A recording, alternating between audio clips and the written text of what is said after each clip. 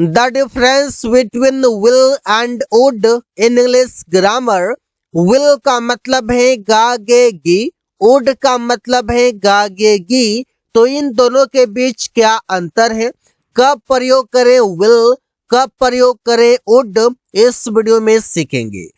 Will का मतलब है गागेगी और इसका प्रयोग करते हैं subject will plus V1 plus object से। एग्जाम्पल है वो किताब पढ़ेगा, he will read a book, तो यहाँ पर कोई काम करेगा, ये बात करेगा फ्यूचर के लिए। जब भी बात करेंगे फ्यूचर के लिए, भविष्य के लिए, तो उसमें प्रयोग किया जाएगा विल। और ये बात करेगा कि जैसे कोई काम करेगा, वो जाएगा, तुम लोग अंग्रेजी सीखोगे, वे लोग मैच खेलेंगे, अलग अलग तरीके से हम लोग मैच खेलेंगे, we will play the match. यहाँ पर सबसे पहले सब्जेक्ट आएगा जो कि वो नाउन भी हो सकता है और वो प्रोनाउन भी हो सकता है। इसके बाद सभी के साथ विल आएगा और इसके बाद V1 आएगा, वर्ब का फर्स्ट फॉर्म प्लस ऑब्जेक्ट। तुम खाना खाओगे, यू विल ईट फूड, ये ईट V1 है। रवि गाना गाएगा, Ravi will sing a song. मेरा भाई कार चलाएगा, my brother will drive a car. तो सभी सेंटेंसेस के लास्ट में गा गा गे गा आया हुआ है, मतलब लास्ट में गा गे गी आएगा। ये पहचान है और ये बात करेगा फ्यूचर में कोई काम करेगा, आने वाले समय में कोई काम करेगा।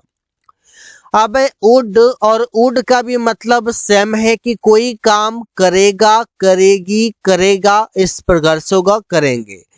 Subject would V1 plus object होगा, जैसे विल था वैसा ही वुड है। इसका प्रयोग कब करते हैं, इसका प्रयोग करते हैं पास्ट में, मतलब बीते हुए कल में करते हैं। रवि ने मुझसे कहा कि मैं बाजार जाऊंगा, ये स्टेटमेंट कब का है, ये स्टेटमेंट है पास्ट का, इस वजह से वुड प्रयोग होता है। जैसे रवि टोल्ड मी, रवि ने मुझसे कहा कि that he would go to market, वो बाजार जाएगा। डायरेक्ट से इनडायरेक्ट में लिखा हुआ है। उसने मुझसे कहा कि मेरा भाई अंग्रेजी सीखेगा, he told me that his brother would learn English। यहाँ पर कोई काम करेगा, सीखेगा, would learn, जाऊंगा, यहाँ पर would go, इस प्रकार से। प्रिया ने मुझसे कही कि मैं खाना नहीं पकाऊंगी, Priya told me that she would not cook food. यहाँ पर कोई काम नहीं करूंगी या करूंगी, वहां पर वुड आ गया, क्योंकि ये स्टेटमेंट पास्ट का है और ये पास्ट में पहला सेंटेंस है, तो आने वाले सेंटेंस भी पास्ट में होता है, विल के जगह पर वुड कर देंगे। आकाश ने मुझसे कहा कि मैं क्रिकेट खेलूंगा, Akash told me that he would play cricket. अब आप कंफ्यूज करेंगे कि यहाँ पर आई है तो यहाँ पर ही कैसे लिखा गया है, ये डायरेक्ट से इनडायरेक्ट में लिखा हुआ है, इस वजह से चेंज हुआ है। फर्स्ट पर्सन बदल जाता है सब्जेक्ट के अनुसार, तो सब्जेक्ट है आकाश, तो आकाश का प्रोनाउन ही हो जाएगा। यहाँ पर भी आई है, यहाँ पर फर्स्ट पर्सन प्रिया है, तो इसका यहाँ पर सी हो जाएगा, ऐसे ही चेंज हुआ है। अब विल बी, जिसका मतलब है कोई काम कर रहा होगा, subject will be plus V4 plus object होगा, वो अंग्रेजी बोल रहा होगा, he will be speaking English. Aman सड़क पर दौड़ रहा होगा, Aman will be running on the road. Muskan खाना पका रही होगी, Muskan will be cooking food.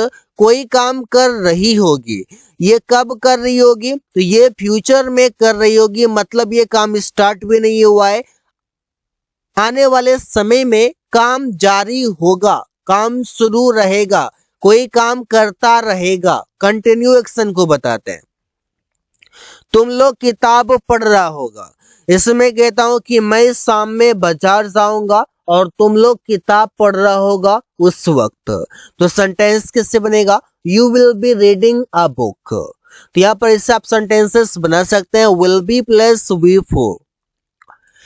आगे है वुड बी और इसका भी मतलब रहा होगा है। Subject would be plus V four plus object होगा, वो गाना गा रहा होगा। He would be singing a song. अब ये कोई काम कर रहा होगा, ये बात कर रहा है प्रेजेंट की, और प्रेजेंट में है ये पॉसिबिलिटी। पॉसिबिलिटी क्या होता है? मतलब संभावना। जैसे किसी ने कहा कि वो कहाँ है, तो मैंने कहा वो गाना गा रहा होगा। He would be singing a song. Aman सब्जी खरीद रहा होगा। अमन को बाजार गए हुए 30 मिनट हो चुके हैं, तो अमन अभी सब्जी खरीद रहा होगा। ये संभावना है, ये उम्मीद, मतलब आप कह सकते हैं कि अनुमान लगा सकते हैं। तो अमन वुड बी बाइंग वेजिटेबल्स, जो बताता है कि प्रेजेंट में कोई एक्शन हो रहा है या हो रहा होगा, बोलने का तरीका है। रवि उससे बात कर रहा होगा। Ravi would be talking to him, present की संभावना बताने के लिए। वे लोग मैच खेल रहा होगा। They would be playing the match. आप यहाँ पर चाहे तो मे बी का भी प्रयोग कर सकते हैं वुड बी के जगह पर, लेकिन मे बी अगर प्रयोग करते हैं तो मीनिंग आ जाता है कि कोई काम हो सकता है, लेकिन कोई काम कर रहा होगा के लिए भी आप मे बी प्रयोग करते हैं, और स्पोकन में बहुत प्रयोग होता है। आप देखते हैं विल हैव, जिसका मतलब है कि कोई काम कर चुका होगा या कर लिया होगा। Subject will have plus V3 plus object होगा, वो अपना काम कर चुका होगा। He will have done his work, तो ये बताता है कि आने वाले समय में, फ्यूचर में कोई काम कंप्लीट हो जाएगा, मतलब कंप्लीट एक्शन को बताते हैं। सुरेश उससे मिल लिया होगा। Suresh will have met him. Aman एक कार खरीद चुका होगा। Aman will have bought a car, चाहे तो परचेज्ड भी कर सकते हैं। प्रिया डॉक्टर बन चुकी होगी। Priya will have become a doctor, तो मतलब आने वाले समय में कोई काम कर चुका होगा या कर लिया होगा फ्यूचर में, तो वहां पर आप विल हैव के साथ V3 लगाते हैं। और अब है वुड हैव, जो बताता है कि कोई काम कर चुका होगा या कर लिया होगा। मीनिंग एक ही है, लेकिन इसका प्रयोग अलग अलग तरीके से करते हैं। जैसे subject would have plus V3 plus object, एकदम स्ट्रक्चर भी सेम है, विल हैव के जगह पर वुड हैव आ गया है। अमन मैच जीत लिया होगा। Aman would have won the match. अब कोई काम कर लिया होगा, तो यहाँ पर है संभावना कि कोई काम कर लिया होगा। वो संभावना भी कब का है? तो ये संभावना है वर्तमान का, मतलब अभी का। तुम लोग किताब खरीद लिया होगा, ये अनुभव लगा रहे हैं प्रेजेंट टाइम में कि तुम लोग किताब खरीद लिया होगा। काम फिनिश हो गया है, लेकिन अनुभव लगाए जा रहे हैं प्रेजेंट में। तो you would have bought a book. उसने खाना खा लिया होगा। He would have eaten food. मेरा भाई दिल्ली पहुंच गया होगा। My brother would have reached Delhi. तो यहाँ पर ऐसे ही आप सेंटेंसेस कई सारे बना सकते हैं वुड हैव प्लस V3 से।